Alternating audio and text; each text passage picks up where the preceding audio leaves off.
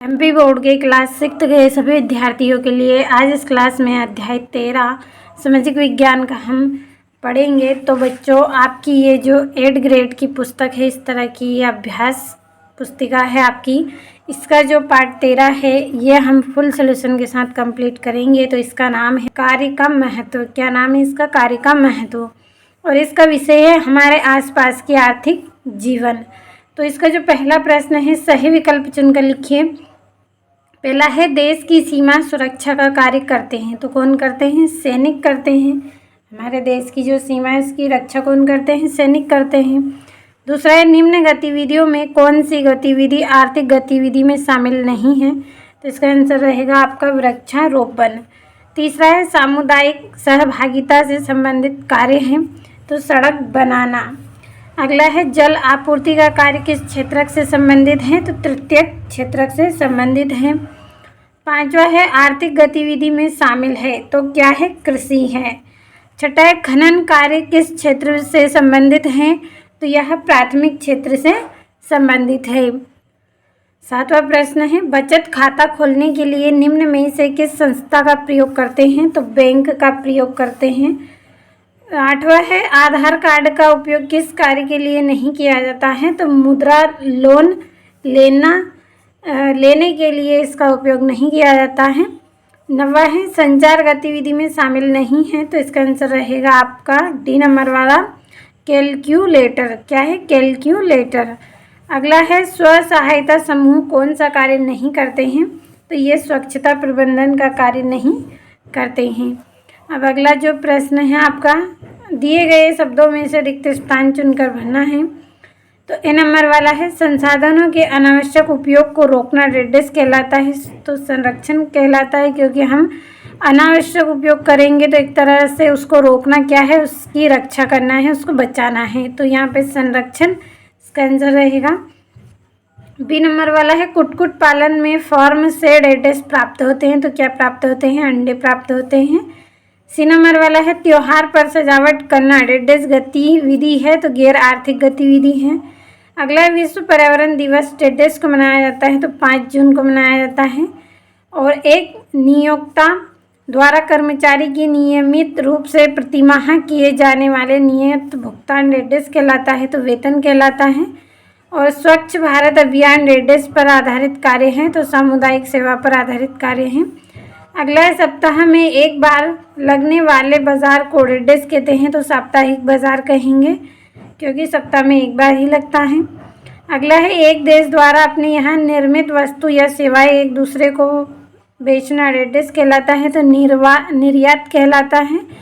और घर में अचार पापड़ बनाना डेडेस उद्योग है। तो ये कुटीर उद्योग है। और बैंक में कार्य करना डेडेस गतिविधि है। तो ये आर्थिक गतिविधि है। अब यहाँ से हम अति लघुत्तरीय प्रश्न पढ़ेंगे। आपके आसपास के लोग कौन कौन से कार्य करते हैं? तो किसान खेती करते हैं, मजदूर मजदूरी करते हैं, दुकानदार सामान बेचते हैं और शिक्षक क्या करते हैं? पढ़ाते हैं। अगला है वस्तु का नगद मूल्य कैसे प्राप्त होता है? तो वस्तु को बाजार में बेचने पर उसके बदले प्राप्त धन ही उसका नगद मूल्य होता है। हमारे पास कोई वस्तु है, बाजार में इसको बेचेंगे तो वही तुरंत हमें पैसे मिल जाते हैं। तो इस तरह का जो धन है वो क्या है? नगद मूल्य है।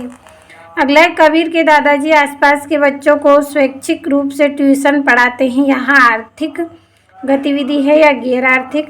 तो यह गैर आर्थिक गतिविधि है, क्योंकि वे बच्चों को बिना किसी धन की अपेक्षा पढ़ाते हैं।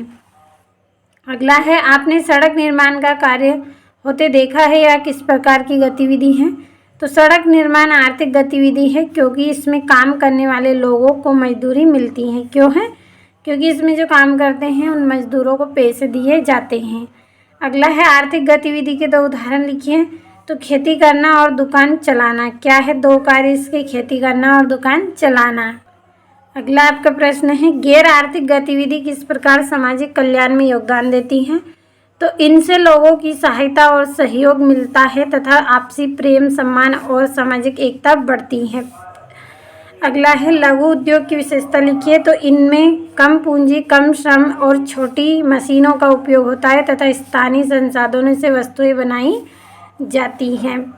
अगला है स्व सहायता समूह द्वारा समाज विकास के लिए क्या कार्य किए जाते हैं। तो ये बचत और ऋण की सुविधा देकर रोजगार व स्वरोजगार को बढ़ावा देते हैं और लोगों को आत्मनिर्भर बनाते हैं। तो देखिए वीडियो ज़्यादा लॉन्ग ना हो इसलिए मैं आपको ज़्यादा एक्सप्लेन नहीं कर रही हूँ, केवल मैं आपको आंसर इनके बता रही हूँ। तो आपको अच्छे से कंप्लीट इनको करना है। 8वां है विभिन्न आर्थिक गतिविधियों के लिए लोगों को किस किस प्रकार से पारिश्रमिक दिया जाता है, उदाहरण दीजिए। तो पारिश्रमिक वेतन मजदूरी और शुल्क के रूप में मिलता है, जैसे कर्मचारी को वेतन, मजदूरी और डॉक्टर को शुल्क मिलता है। 9वां है विश्व पर्यावरण दिवस पर कौन कौन सी गतिविधियों का आयोजन किया जाता है। तो विश्व पर्यावरण दिवस पर वृक्षारोपण, स्वच्छता अभियान, पर्यावरण जागरूकता रैली और प्रदर्शनी जैसी गतिविधियां आयोजित की जाती हैं। अगला है बाज़ारों में आप किस प्रकार की आर्थिक गतिविधियां देखते हैं। तो बाज़ारों में वस्तु की खरीदी बिक्री, दुकानदारों द्वारा सामान बेचना, मजदूरी करना और परिवहन जैसी आर्थिक गतिविधि दिखाई देती है। अब दीर्घोत्तरी प्रश्न है, मूल्य संवर्धन की प्रक्रिया को एक उदाहरण के माध्यम से समझाइए। तो किसी वस्तु में परिवर्तन करके उसका मूल्य बढ़ाना मूल्य संवर्धन कहलाता है। क्या करेंगे, किसी वस्तु का परिवर्तन करके उसका मूल्य बढ़ा देंगे, इसे ही संवर्धन कहते हैं। जैसे कपास से कपड़ा बनाएंगे तो उसका परिवर्तन हो गया, कपड़े से वस्त्र बनाएंगे जिससे उसका मूल्य बढ़ जाता है। अगला है स्वच्छ भारत अभियान का क्या महत्व है। तो स्वच्छ भारत अभियान से स्वच्छता के प्रति जागरूकता बढ़ती है, गंदगी और बीमारियां कम होती हैं तथा स्वच्छ वातावरण बनाने में सहायता मिलती है। अगला प्रश्न है, क्या कारण है कि ग्रामीण लोग शहरों की ओर पलायन कर रहे हैं।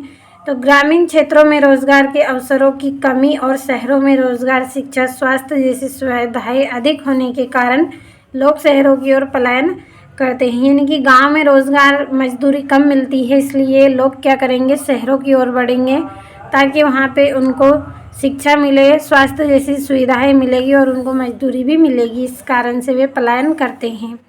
अगला है वस्तु विनिमय प्रणाली को एक उदाहरण देकर समझाइए। तो मुद्रा के बिना एक वस्तु के बदले दूसरी वस्तु का लेन देन वस्तु विनिमय कहलाता है। जैसे किसान गेहूं के बदले कपड़ा लेता है। तो अच्छे से समझ में आया होगा आपको। अगला आपका है आर्थिक गतिविधियां देश के विकास में किस प्रकार सहायक हैं। तो आर्थिक गतिविधियों से वस्तुओं और सेवाओं का उत्पादन बढ़ता है, लोगों की रोजगार और आय मिलती है तथा देश की अर्थव्यवस्था का विकास होता है।